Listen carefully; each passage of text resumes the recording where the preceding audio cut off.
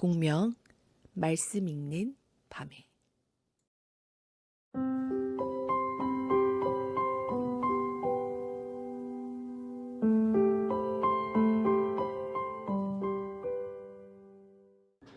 샬롬을 전합니다. 공명 말씀 읽는 밤의 지기 백학년 목사입니다. 어느덧 11월입니다. 모두가 평안한 하루를 보내고 계시나요? 여러분, 요즘 행복하신가요? 여러분에게는 무엇이 여러분을 행복하게 만들어주고 있나요? 이 가을에 한번 생각해보면 좋을 것 같습니다. 오늘은 오순절 성령님에 대한 이야기를 나누려고 하는데요. 성령님은 어떤 분이실까요? 어떤 모습으로 오셨을까요? 이제 공명 말씀 읽는 밤에 시작해 보겠습니다.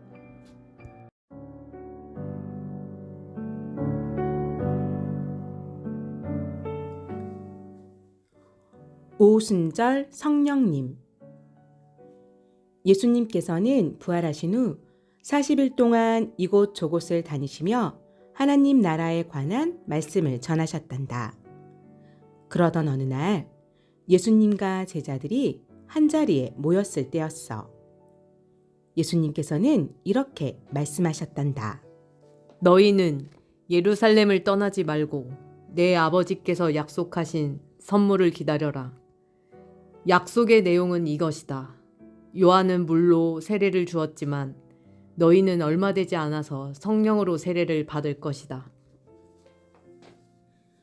예수님께서는 성령이 우리에게 오시면 우리가 권능을 받고 예루살렘과 온 유대와 사마리아와 땅끝까지 가서 예수님의 증인이 될 것이라고도 말씀하셨단다. 예수님은 이 말씀을 하신 뒤 제자들이 보는 앞에서 하늘로 올라가셨어. 예수님이 올라가는 모습은 구름에 가려 보이지 않았지. 그런데 그때 갑자기 흰 옷을 입은 두 사람이 나타나 제자들 옆에 섰단다. 그러고는 이렇게 말했어. 갈릴리 사람들아, 너희를 떠나서 하늘로 올라가신 예수님은 너희가 본 그대로 다시 오실 것이다.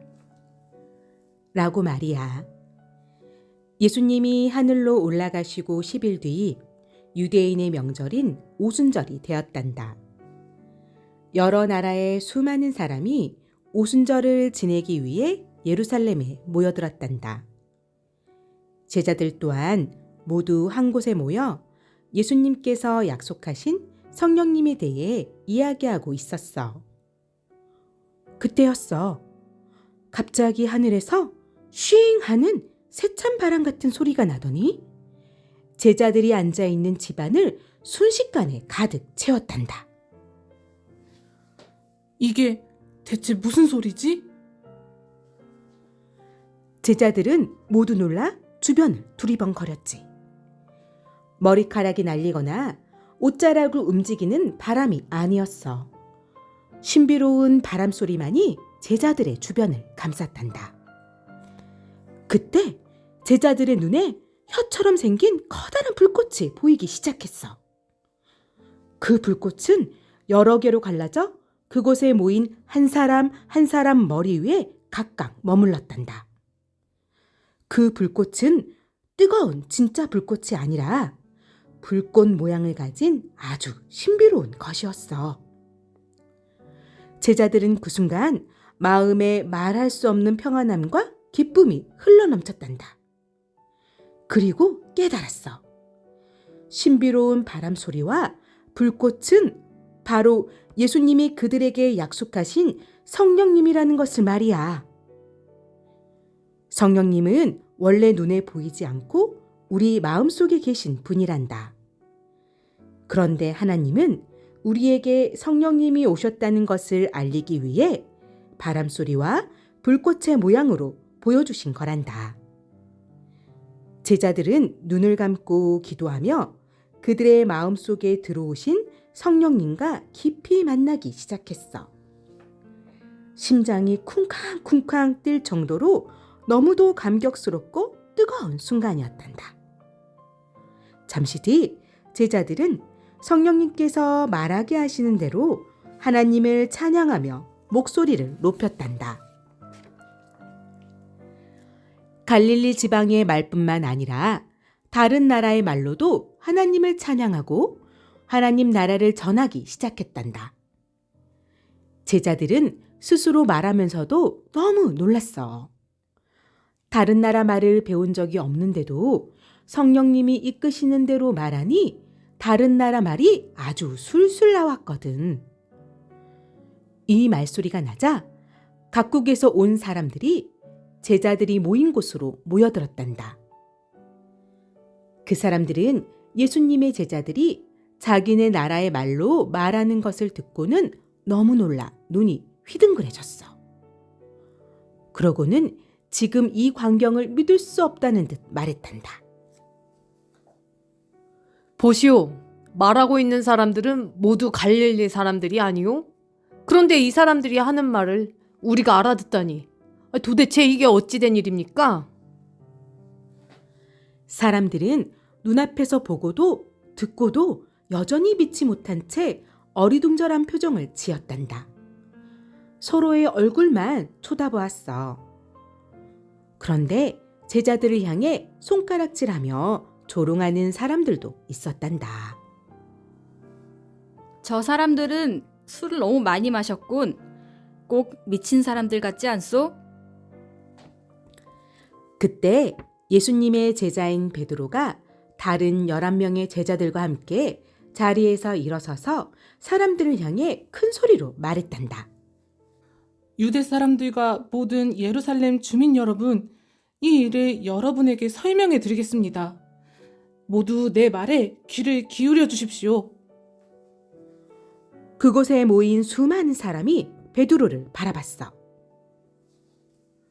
여러분, 여러분이 아시는 것과 같이 나사렛 사람 예수님을 통해 하나님께서는 기적과 놀라운 일을 여러분에게 분명히 보여주셨습니다. 우리가 알아야 할 것은 여러분이 예수님을 십자가에 못 박았고 하나님께서는 그 예수님을 우리를 구원할 그리스도가 되게 하셨다는 사실입니다. 예수님을 십자가에 못 박으라 말한 사람들은 베드로의 말에 죄책감을 느꼈어. 누군가 이렇게 물었단다.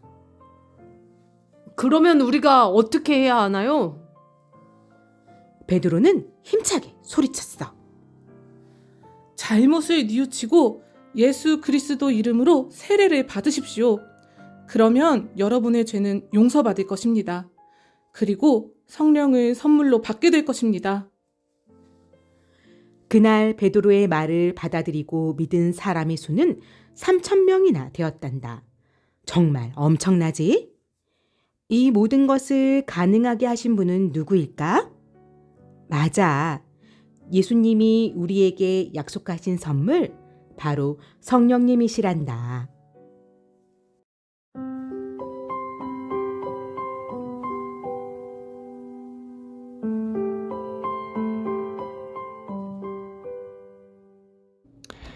이야기 잘 들으셨나요? 오늘도 함께 생각할 질문을 드리겠습니다.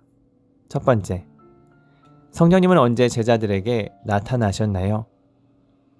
두 번째, 왜 수많은 나라 사람들이 제자들의 무엇을 보고 깜짝 놀랐을까요?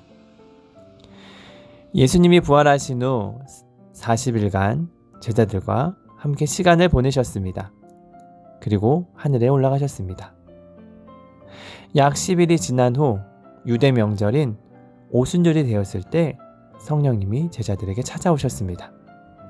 바람의 소리와 같이 불꽃의 모양으로 제자들에게 나타나셨고 제자들 마음 깊이 들어오셨습니다. 제자들은 다른 나라의 말로 하나님을 찬양하고 하나님 말씀을 전했습니다. 때마침 그 자리에 있던 다른 나라 사람들이 깜짝 놀랐습니다. 제자들이 자신들의 나라의 말을 하고 있었기 때문입니다. 예수님이 약속하신 대로 성령님을 우리 각 사람, 이 제자들에게 보내주셨던 겁니다. 그 성령님은 우리로 하여금 예수님을 알게 하고 깨닫게 하시는 분이십니다. 하나님 아버지, 성령님을 우리에게 선물로 주셔서 감사합니다. 늘 성령님을 의지하며 살아갈 수 있게 해주세요. 예수님의 이름으로 기도합니다. 아멘. 이상으로 공명 말씀 읽는 밤에 마치도록 하겠습니다. 저희는 다음 주 목요일에 다시 뵙겠습니다. 샬롬. 주의 말씀은 내 발에 등이요 내 길에 빛이니라.